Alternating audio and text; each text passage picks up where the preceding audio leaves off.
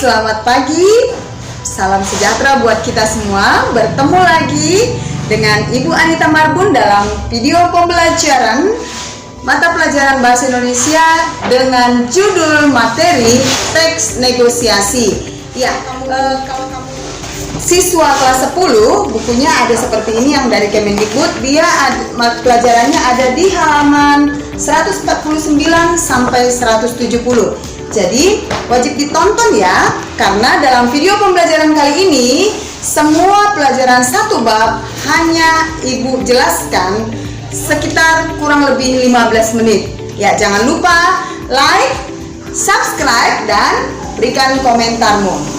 Ya, adapun yang akan kita pelajari dalam pembelajaran kali ini, video pembelajaran kali ini yaitu teks negosiasi. Yang pertama, pengertian negosiasi, yang kedua, jenis negosiasi, dan yang ketiga, unsur pembangun teks negosiasi. Kemudian yang keempat, ciri-ciri kebahasaan yang dipergunakan dalam teks negosiasi, dan yang kelima, struktur teks negosiasi. Ya, sebagai makhluk sosial, karena kita selain juga sebagai makhluk individu, juga merupakan sebagai makhluk sosial. Ya, sebagai makhluk sosial kita selalu berinteraksi dengan orang lain, karena manusia merupakan makhluk yang selalu membutuhkan orang lain. Nah, di saat kita berinteraksi dengan orang lain, kita pasti menemukan sesuatu yang kurang pas, atau pastinya tidak selalu berjalan dengan mulus. Pastinya terdapat perbedaan-perbedaan kepentingan. Nah, di saat itulah dibutuhkan yang disebut dengan negosiasi. Oke? Tapi sebelum kita masuk ke subbab atau ke judul kecilnya, yang pertama yaitu tentang pengertian negosiasi, terlebih dahulu Ibu mau bertanya nih kepada anak-anak Ibu sekalian, apakah kamu pernah menemani ibumu belanja di pasar? Atau apakah kamu pernah minta uang jajan lebih atau minta dibelikan HP baru kepada mama atau kepada ayahmu di rumah? Ya, saat proses yang Ibu pertanyakan tadi, ya benar sekali, pasti ada di antara kamu. Saat proses seperti itu pasti kamu semua pernah mengalaminya, dan saat itu pula terjadi yang disebut dengan negosiasi. Ya, apa rupanya negosiasi itu? Negosiasi adalah sebuah bentuk interaksi sosial, dengan proses tawar-menawar atau berunding untuk mencapai sebuah kesepakatan di antara pihak-pihak yang memiliki kepentingan yang berbeda. Oke, berarti ada tawar-menawar atau berunding. Untuk apa? Mencapai sebuah kesepakatan dari antara orang yang memiliki kepentingan yang berbeda. Oke, itulah pengertian teks negosiasi. Kemudian kita masuk ke materi yang kedua, jenis-jenis negosiasi. Jenis negosiasi terdiri dari dua. Yang pertama, negosiasi lisan, dan yang kedua, negosiasi tulisan. Contohnya, saat kamu janjian mau bertemu dengan temanmu, tentu kalian ingin menentukan tempat atau waktu kapan bertemu, itu butuh negosiasi. Nah, itu merupakan contoh negosiasi secara lisan, atau seperti yang tadi di contoh yang di awal yang dipertanyakan, saat kamu menemani ibumu pergi ke pasar untuk belanja. Saat ada tawar-menawar di situ, maka itu juga termasuk jenis teks negosiasi, jenis negosiasi lisan. Oke? Kemudian para pengusaha nih juga melakukan negosiasi. Pengusaha tersebut melakukan negosiasi yang disebut dengan surat niaga, dan itu adalah salah satu jenis negosiasi tulisan. Oke, kita masuk ke subjudul yang berikutnya, yaitu yang ketiga, tentang unsur-unsur pembangun teks negosiasi. Ada 4 unsur pembangun sebuah teks negosiasi. Unsur yang pertama yaitu partisipan. Apakah yang dimaksud dengan partisipan? Partisipan adalah orang yang melakukan negosiasi. Biasanya partisipan itu dalam sebuah negosiasi ada 2, tapi boleh juga 3. Nah, tapi yang paling umum adalah 2. Yang 2 pertama ini adalah satu, pihak yang menyampaikan pengajuan, yang kedua pihak yang memberikan penawaran atau pihak yang menawar. Dan jika dibutuhkan 3, kalau misalnya masalahnya itu yang mau dirundingkan itu agak berat, dibutuhkanlah pihak ketiga, yaitu pihak penengah. Oke, kemudian yang kedua tadi adalah adanya perbedaan kepentingan. Perbedaan kepentingan itu contohnya kamu mau beli HP, orang tuamu tidak setuju. Nah, beda kan kepentingannya? Yang satu mau beli HP, yang satu lagi tidak setuju. Oke, kemudian unsur yang ketiga yaitu adanya pengajuan dan adanya penawaran. Unsur yang ketiga adanya pengajuan dan adanya penawaran. Contoh, saat kamu minta beli HP baru, kamu minta dibelikan orang tuamu, lalu orang tuamu mengatakan HP-mu kan ada. Nah, kamu nawar nih di sini, "Ma, HP-ku sudah rusak, baterainya lowbat, 1 hari harus bolak-balik dicas. Kan saya terganggu bidadarinya, Ma." Seperti itulah pengajuan dan penawaran yang ada. Kemudian unsur yang keempat adanya kesepakatan. Nah, sebuah negosiasi harus ada kesepakatan.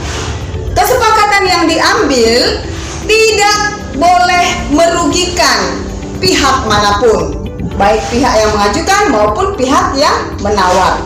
Oke, kita masuk ke judul kecil yang berikutnya, yaitu tentang ciri-ciri kebahasaan teks negosiasi. Ciri kebahasaan yang pertama yaitu menggunakan bahasa yang santun. Bahasa yang santun tersebut ditandai dengan adanya kata-kata tolong, silahkan, cobalah, maaf, dan lain sebagainya. Kemudian ciri yang kedua, terdapat ungkapan atau kalimat yang persuasif. Kalimat persuasif yaitu kalimat yang membujuk atau yang merayu, biasanya ditandai dengan alasan-alasan yang logis supaya bisa meyakinkan lawan bicara kita. Kemudian ciri yang ketiga, berisi pasangan tuturan. Pasangan tuturan ini harus ada. Tadi kan minimal kan 2 orang yang sedang bernegosiasi, seperti itu kan. Jadi pasangan tuturannya contohnya seperti ini. Jika seseorang mengucapkan salam, maka pasangan tuturannya membalas salam. Jika seseorang bertanya, maka pasangan tuturannya menjawab pertanyaan. Kemudian cirinya yang keempat yaitu keputusan yang diambil tidak merugikan siapapun. Oke, tidak ada yang merasa dirugikan. Kemudian ciri yang kelima, menggunakan pronomina. Apa yang dimaksud dengan pronomina? Pronomina adalah kata ganti orang. Kata ganti orang itu ada 3. Yang pertama, kata ganti orang pertama tunggal. Kata ganti orang pertama, dan ini terbagi 2, kata ganti orang pertama tunggal dan jamak. Kemudian kata ganti orang kedua tunggal juga dan jamak. Kemudian kata ganti orang ketiga tunggal dan jamak. Contohnya saya adalah jenis kata ganti orang pertama tunggal. Kemudian contoh yang lain, kami adalah jenis kata ganti orang pertama jamak. Contoh yang lain adalah kamu dan sebagainya. Kamu itu merupakan contoh kata ganti orang kedua tunggal. Oke, ciri yang berikutnya, menggunakan kalimat langsung. Ya, bagaimana itu? Kalimat langsung ini biasanya ditandai dengan adanya tanda petik 2. Kemudian ciri yang ketujuh atau ciri yang terakhir ya, bersifat memerintah dan memenuhi perintah. Kan tawar-menawar, tentunya ada yang memerintah, ada yang diperintah, seperti itu. Nah, itulah tadi ciri-ciri kebahasaan teks negosiasi. Berikutnya, yang terakhir yaitu struktur teks negosiasi.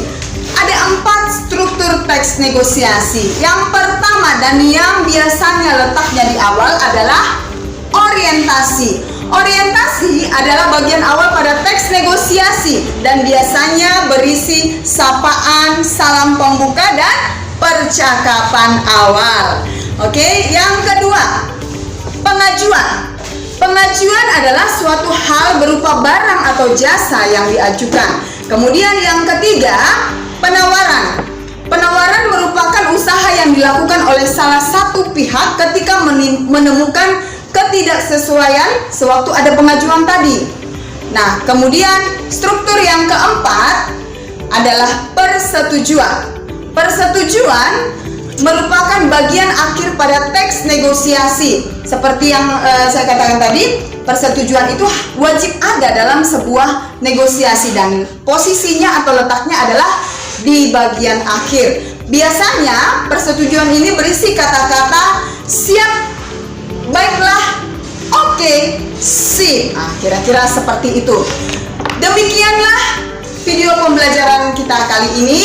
Semoga bermanfaat buat kita semua.